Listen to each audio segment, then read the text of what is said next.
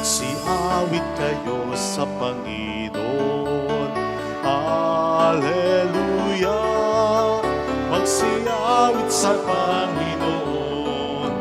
Purihin, purihin ang kanyang pangalan. Ipahayag, ipahayag ang dulot niyang kaligtasan.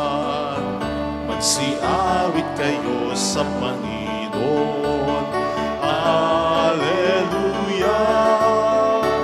Magsiawit, magsiawit, magsiawit sa Panginoon, sa Panginoon. Sa ngalan ng Ama at ng Anak ng Espiritu Santo, Amen. sumainyo ang Panginoon. At sumaiyo rin.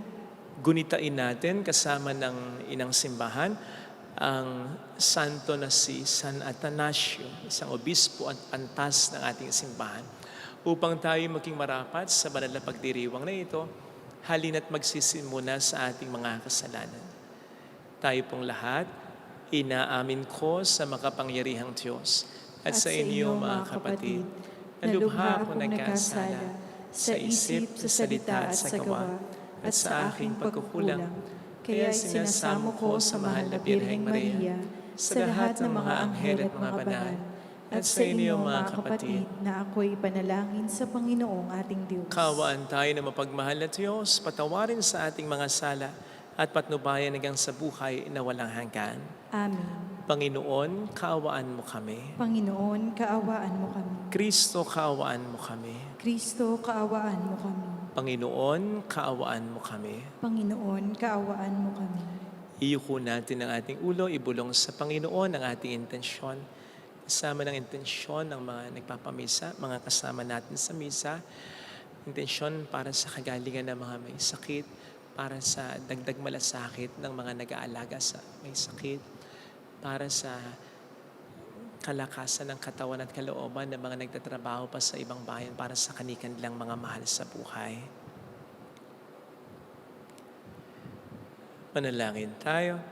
Ama naming makapangyarihan, hinirang mo ang Obispong San Atanasio bilang matatag na tagapagtanggol ng pananampalatayang ang anak mo ay Diyos na totoo.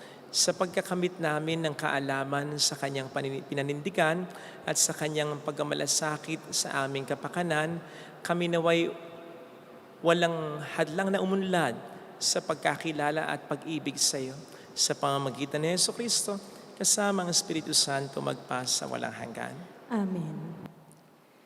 Ang salita ng Diyos mula sa mga gawa ng mga apostol. Noong mga araw na iyon, pagkatapos ng mahabang pagtatalo, tumindig si Pedro at sinabi sa mga apostol at sa mga matatanda, "Mga kapatid, nalalaman ninyo na noong nakaraang mga araw, hinirang ako ng Diyos upang ipangaral sa mga hentil ang mabuting balita, at sila na may sumampalataya. At ang Diyos na nakasaliksik ng puso ang nagpatotoo na tulad natin sila'y tinatanggap niya nang pagkalooban sila ng Espiritu Santo. Iisa ang tingin ng Diyos sa kanila at sa atin. Nilinis din niya ang kanilang puso sapagkat nanalig sila kay Jesucristo. Bakit ba marunong ba kayo sa Diyos? Ba't ninyo ay pinapapasan sa mga alagad ang isang dalahing mabigat na hindi natin napasan ni ang ating mga magulang? Sumasampalataya tayo at naligtas sa pamamagitan ng kagandahang loob ng Panginoong Yesus, gayon din naman sila. Tumahimik ang buong kapulungan. Nakinig sila kina Bernabe at Pablo habang isinasalaysay nila ang kababalaghang ginawa ng Diyos sa mga hintil sa pamamagitan nila. Pagkatapos, si Santiago naman ang nagsalita. Mga kapatid, pakinggan ako. Pagkatapos pa lamang isalaysay ni Simon ang unang pagkatawag ng Diyos sa mga hintil upang sila rin ay maging bayan niya ayon sa hula ng mga propeta. Pagkatapos nito ay babalik ako at muli kong itatayo ang bumagsak na tahanan ni David. Muli kong ibabangon mula sa kanyang pagkaguho upang ang Panginoon hanapin ang ibang tao ng lahat ng bansang tinawag ko upang maging akin. Gayon ang sabi ng Panginoon na nagpahayag ng mga bagay na ito mula pa noong una. Kaya't ang pasya ko'y huwag nating ligaligin ang mga hentil na lumapit sa Diyos. Sa halip, sulatan natin sila na huwag kakain ng anumang inihahandog sa Diyos-Diyosan upang makiapid, huwag kakain ng hayop na binikti at ng dugo.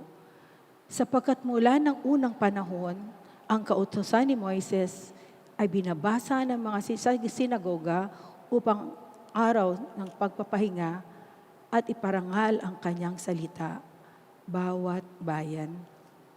Ang salita ng Diyos. Salamat sa Diyos. Sa lahat ay pinapahayag gawa ng poong nagligtas. Sa lahat ay pinahayag gawa ng poong nagligtas.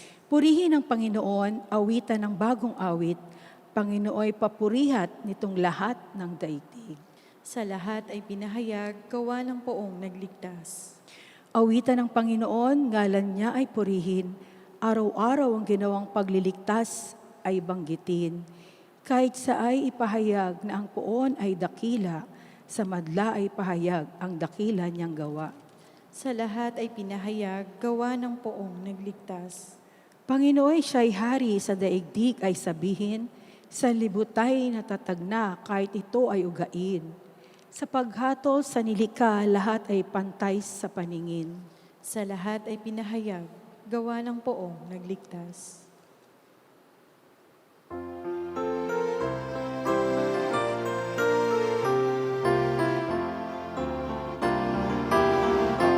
Alleluia, alleluia,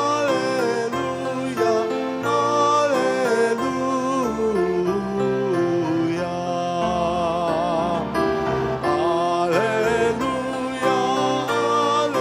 Alleluia, alleluia, alleluia.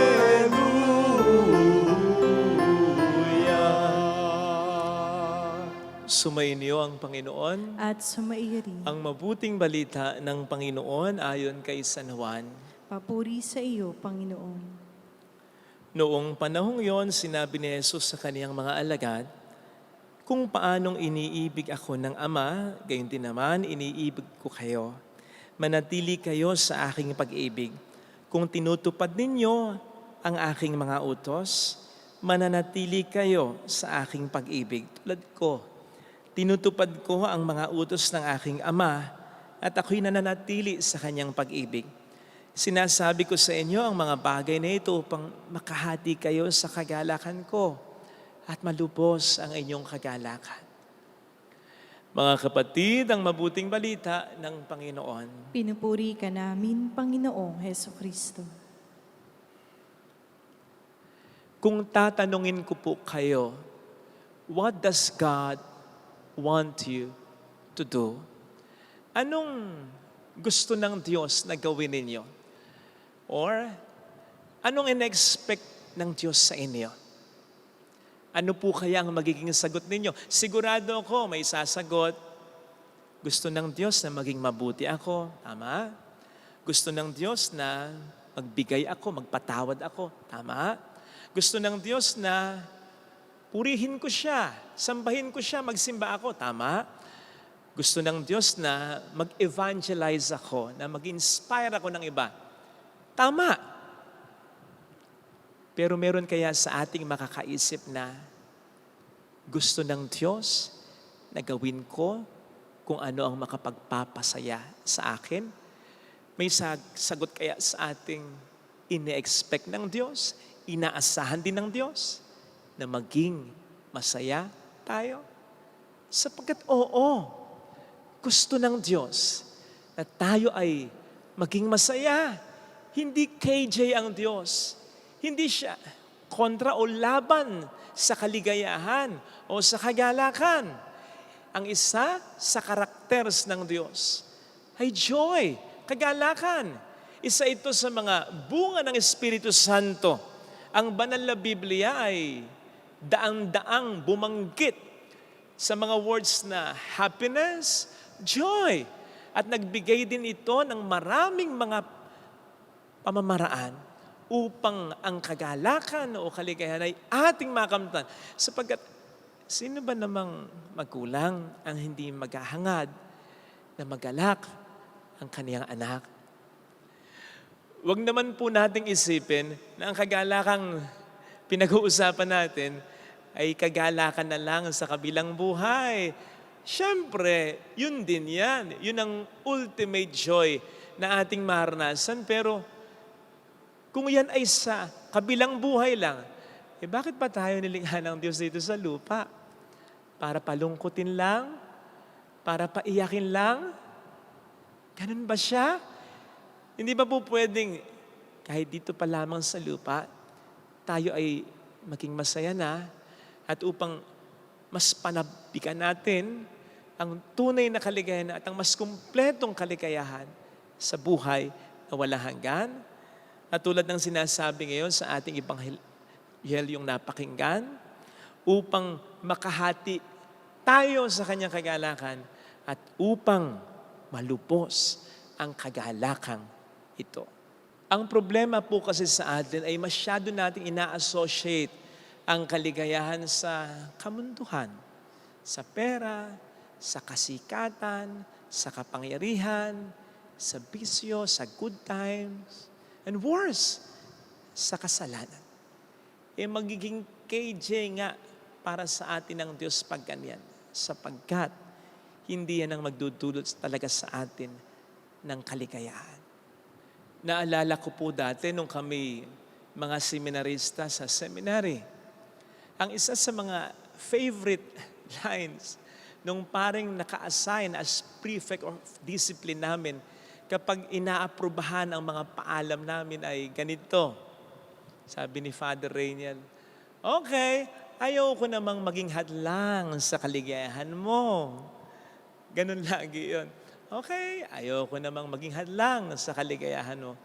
Minsan napag-usapan namin magkaklase, ano kaya kung ipagpaalam natin kay Father? Father, iinom po kami, totoma kami. Father, maninigarilyo po kami. Father, tatakas po kami. Father, manliligaw po kami. Yun pa rin kaya ang maging dialogue niya sa atin? Siyempre hindi na. Siyempre, chinecheck din naman ni Father yung mga ipinagpapaalam namin sapagkat hindi naman lahat ng gusto namin ay tunay na makatutulong sa amin. Same thing, hindi lahat ng gusto natin ay tunay na pagbibigay ng kagalakan sa atin. This is the reason why nagbigay ang Diyos sa atin ng mga kautusan. Hindi para supilin, hindi para kontrahin, hindi para hadlangan, kundi para matiyak pa nga na mararanasan natin ang tunay na kaligayahan. Kamakailan ay umattend ako ng debut ng anak ng isang kaibigan at narinig ko ang mga mensahe ng mga classmates, sa mga kaibigan kaparekada niya. Ang lakas maka-Gen Z. Kasi yung mga messages na express yourselves, be true to yourselves, gawin mo kung ano makapagpapasaya sa'yo, huwag mong iisipin ang ibang tao, do whatever will make you happy. Something like that. May kulang na lang sabihin 18 ka na, legal ka na, magwalwal ka na. Nakalulungkot kasi wala yata. Kung meron man, baka isa, dalawa lang. Kasi hindi ko napakinggan Wala man lang nag-message na nagbanggit sa pangalan ng Diyos. Na nagpayo na maging mabuti kang tao, simba, sunod ka sa mga magulang mo, lagi ka pa rin maging honest kahit yung iba hindi honest, tumulong ka, magbigay ka kahit nasasaktan ka, something like that. Kaya't nung na-assign sa akin yung prayer, bago kumain, I took that opportunity to say something.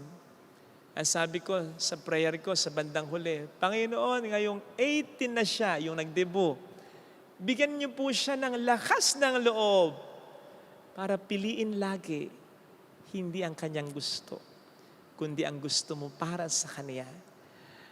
Upang maisabuhay niya, hindi yung gusto niyang buhay, kundi yung gusto mong maging buhay niya. And therefore, upang matupad balang araw, hindi ang mga pangarap niya, kundi ang mga pangarap mo para sa Kanya. Hindi ang mga plano niya, kundi ang mga plano mo para sa Kanya.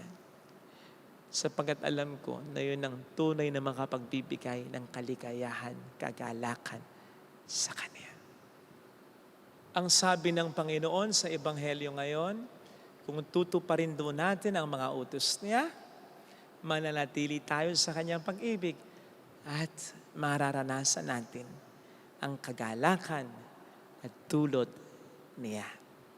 Noong isang araw naman po ay nag-renew dito ng vows ang aking mga tito at tita, Doc Francisco at Dr. Claudine Raura. Ako, damang-dama mo ang kagalakan ng mag-asawa ng mga anak nila.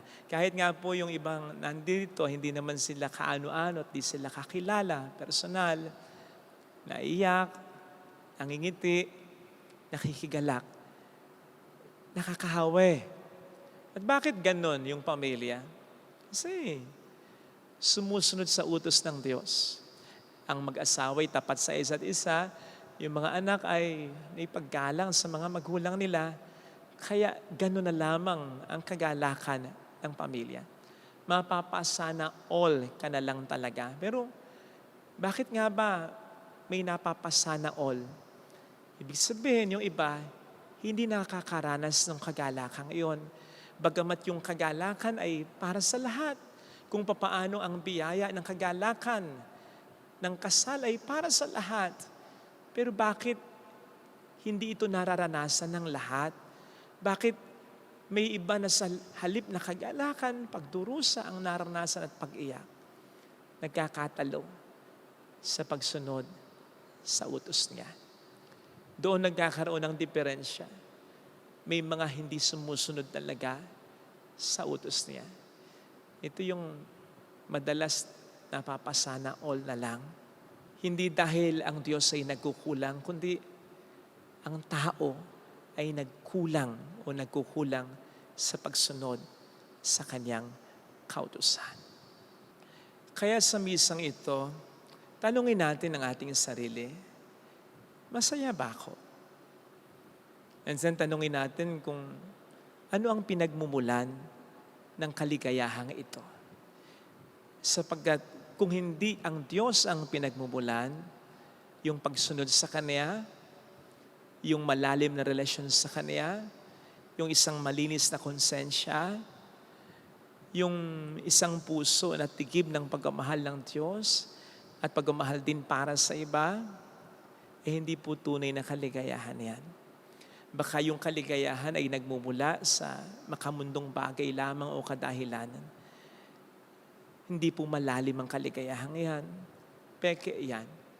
At dahil peke, hindi magtatagal yan.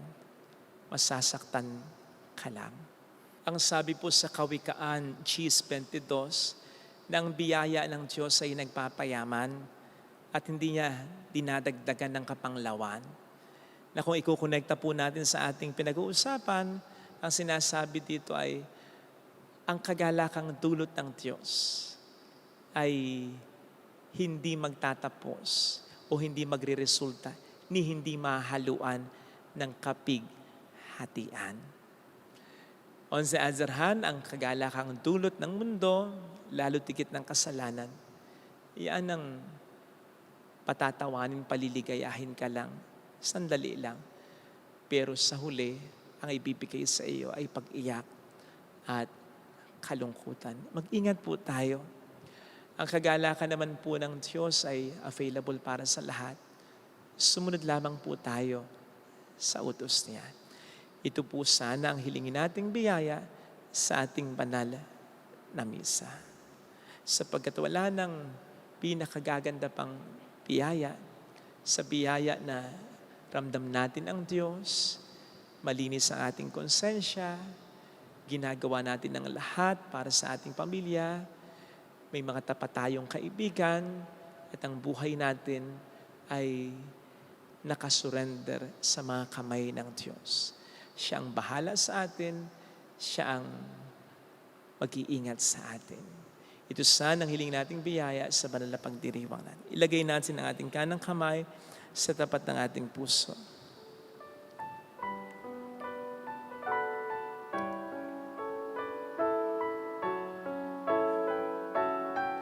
Awitin natin, alam kong may magagawa ang Diyos.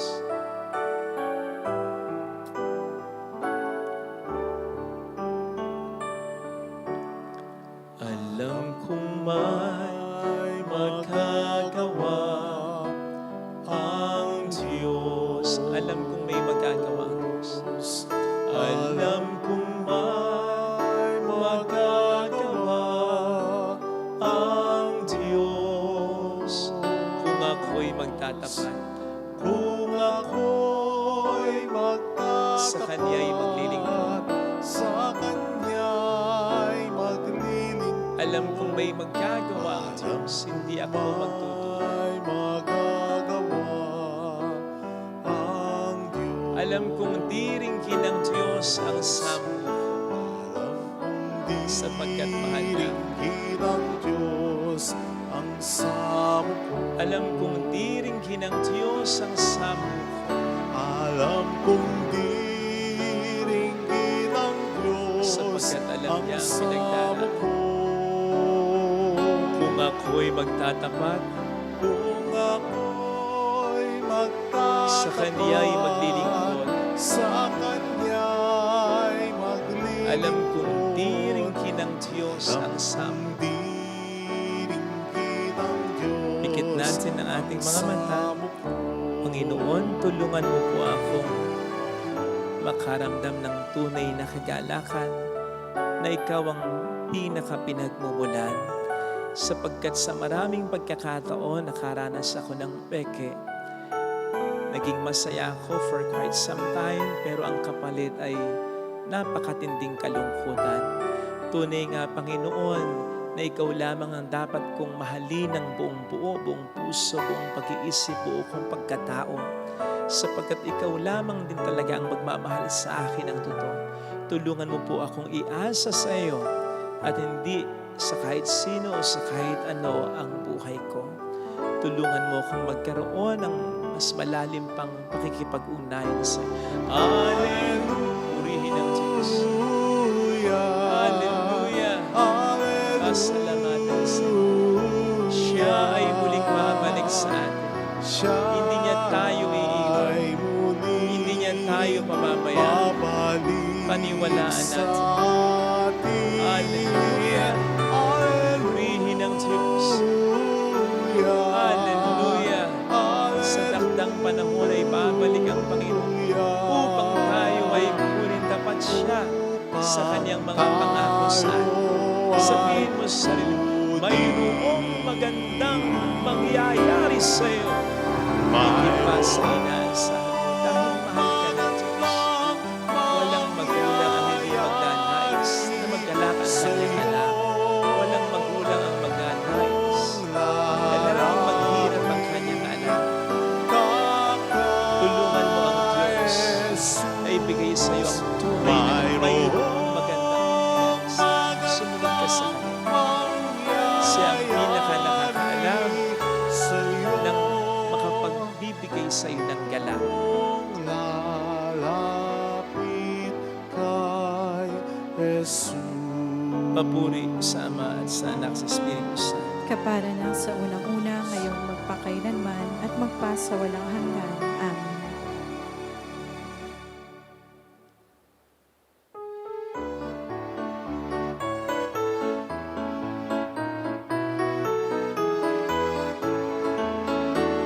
Taglay namin ngayon sa aming mga palad, sa kabutihan mo ay aming tinanggap. Kasyang tanggapin ang siya naming hangad, tinapay na bunga ng pagod at hirap, sama-samang mag-alay ng buong pagmamahal.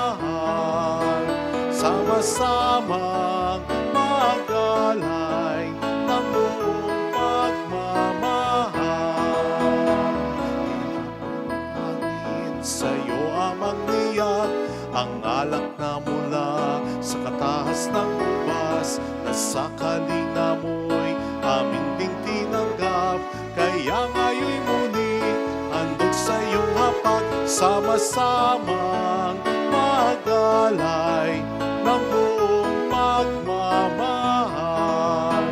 Sama-samang mag-alay ng buong pagmamahal.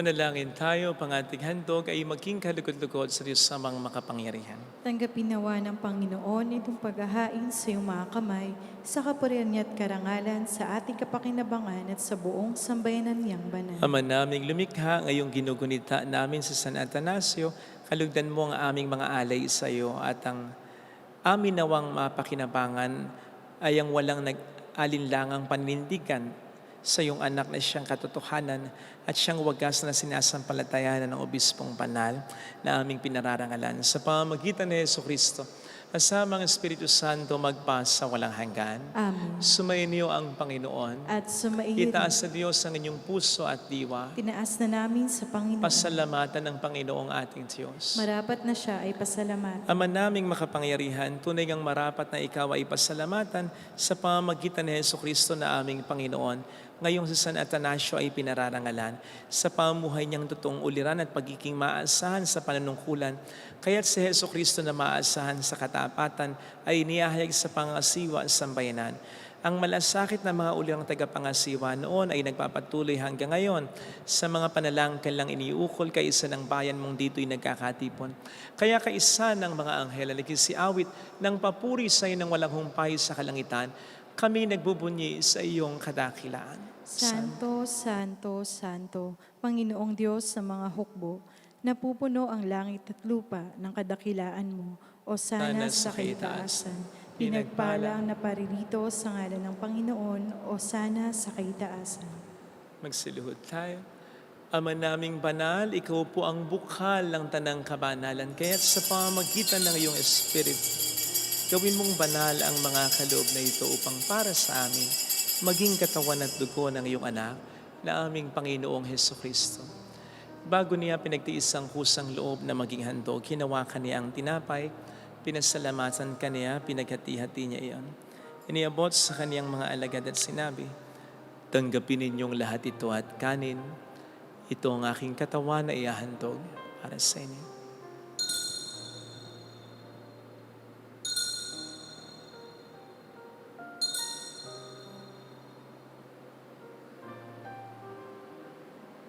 Gayun din naman ang matapos ng hapunan, nanawakan niya ang kalis, muli kaniyang pinasalamatan. Iniabot niya ang kalis sa kaniyang mga alagad at sinabi, "Tanggapin ninyong lahat ito at inumin. Ito ang kalis ng aking dugo ng bago at walang hanggang tipan. Ang aking dugo na ibubuhos para sa inyo at para sa lahat sa ikapagpatawad ng mga kasalanan. Gawin niyo ito sa pagkalala sa akin."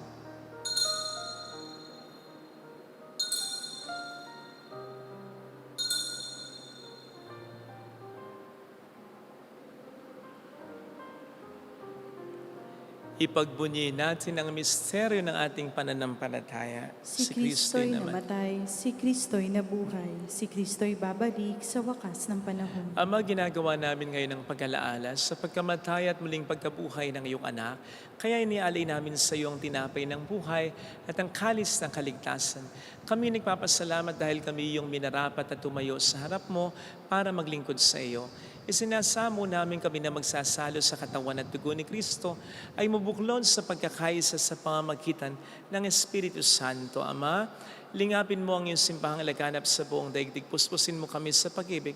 Kaisa ni Francisco na aming Papa, ni Janis na aming Obispo at ang Tanang Kaparian, alalahanin mo mga kapatid naming nahimlay nang may pag-asang sila'y muling mabubuhay, lalo ng aming mga mahal sa buhay na namatay na, nang ngayon ay aming ipagdarasal. Saglit nating alalahanin ang minamahal natin, mga kakilalang namatay na. Kaawaan mo sila at patuloyin sa iyong kaliwanagan. Kaawaan mo at pagkingtapatin kaming lahat na makasalo sa iyong buhay na walang wakas. Kaisa ang mahal na Birhen ng Lasal at ang Ina ng Diyos, isanusay ang kabiyak ng kanyang puso, lahat ng mga banal na namuhay dito sa daigdig ng kalugod-lugod sa iyo, may pagdiwang nawa namin na pag-upuri sa ikararangal mo sa pamamagitan ng iyong anak at aming Panginoong Hesukristo. Sa pamamagitan ni Kristo kasama niya at sa Kanya, ang lahat ng parangal, papuri ay sa iyo, Diyos amang makapangyarihan, kasama ang Espiritu Santo magpasa walang hanggan. Amen.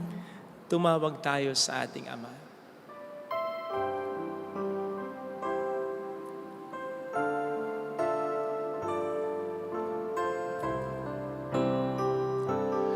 Ama namin, sumasalangit ka, sambahin ang ngalan mo, mapasa amin ang kaharian mo, sundin ang loob mo dito sa lupa para nang sa langit. Bigyan mo kami ngayon ng amin kakanin sa araw-araw at patawarin mo kami sa aming mga sala para ng pagpapatawad namin sa nagkakasala sa amin, at huwag mo kami ipahintulot sa tukso at ihadya mo kami sa lahat ng masama. Hiniling namin kami adya sa lahat ng masama, pagkalooban ng kapayapaan araw-araw, iligtas sa kasalanan, sa kapahamakan sa mga seryosong karamdaman. Samantalang aming pinaghahandaan ang dakilang araw ng pagpapahayag ng tagapagligtas naming si Hesukristo. Sapagkat iyo ang kaharian, ang kapangyarihan at ang kapurihan, magpakailanman. Amen. Panginoong Hesukristo, sinabi mo noon, sinasabi mo rin sa amin ngayon, kapayapaan ang iniiwan ko sa inyo, ang aking kapayapaan ang binibigay ko. Tunghayan mo pong aming pananampalataya, huwag ang aming pagkakasala. Pagkalooban mo po kami ng kapayapaan at pagkakaisa, lalo na sa aming pamilya.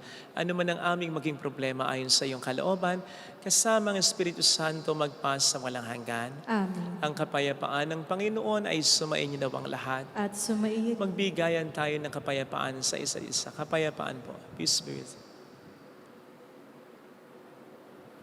Kordero ng Diyos na na nag-aalis nag-aalis sa mga kasalanan ng sanlibutan, maawa ka sa amin. Kordero ng Diyos na nag-aalis sa mga kasalanan ng sanlibutan, maawa ka sa amin.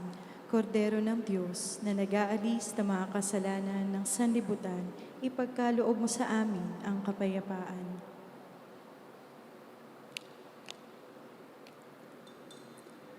Narito sa harap natin ang Panginoon ng ating buhay at kaligtasan. Mapalad tayong inaanayahan. Panginoon, hindi ako karapat-dapat na magpatuloy sa iyo, ngunit sa isang salita mo lamang ay gagaling na ako.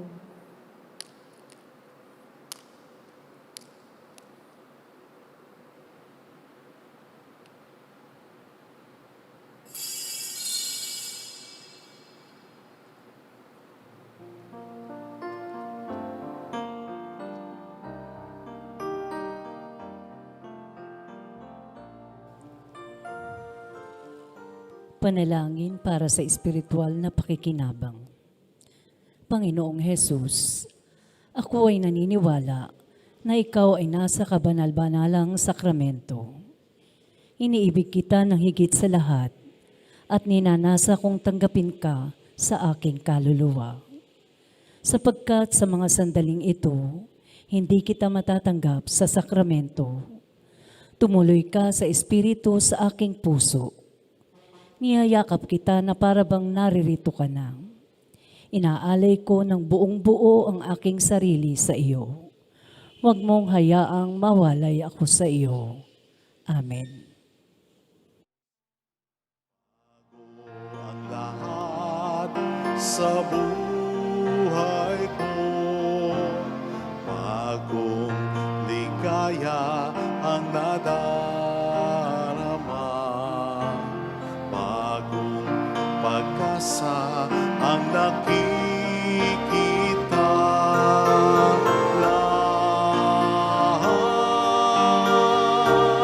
Lahat ay aking ibibigay pati aking buhay upang purihin siya.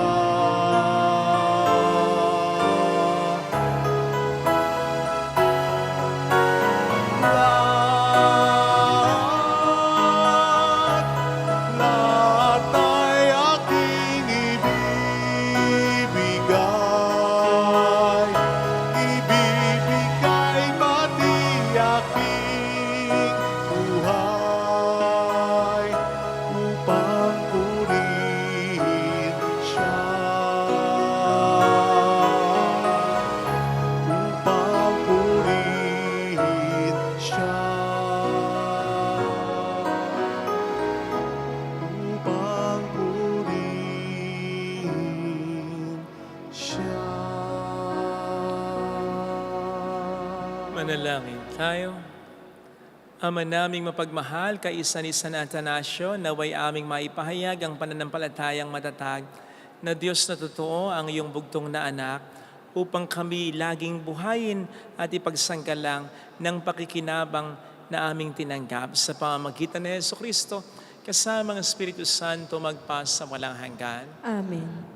Holy Gods, Holy Mighty One, Holy Immortal One. Have mercy on us and on the whole world. Holy Gods, Holy Mighty One, Holy Immortal One. Have mercy on us and on the whole world. Holy Gods, Holy Mighty One, Holy Immortal One. Have mercy on us and on the whole world. Jesus, King of Mercy, We trust in you. alalahanin, Alalahanin, O mahal na Birhen ng Lasalet, Ina ng Pag-asa, Ikaw ang nagpaalala sa aming magbalik loob sa Ama. Ito ang nagpapatunay na ang kagandahang loob mo ay nanatiling busilak.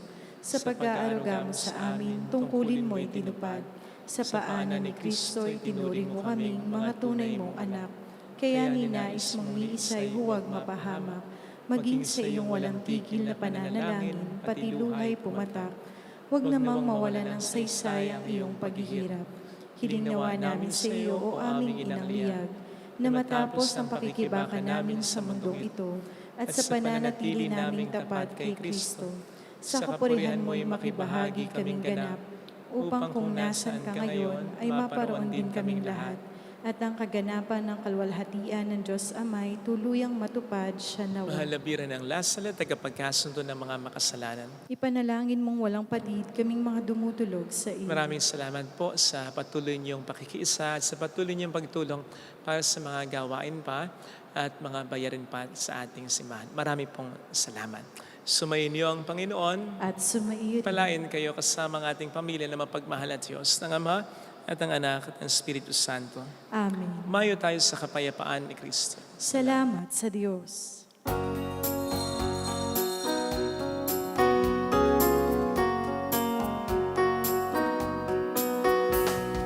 On this day, O Mother of our Lord, we sing you praise for lighting up our way. Your tears did soften up the hearts of men, and they still do today. May our love for you bring comfort in your pain. On this day, O Mother of our Lord, we sing you praise for lighting up our way. Your tears did soften up the hearts of men, and they still do today. May our love for you bring comfort in your pain. Salamat.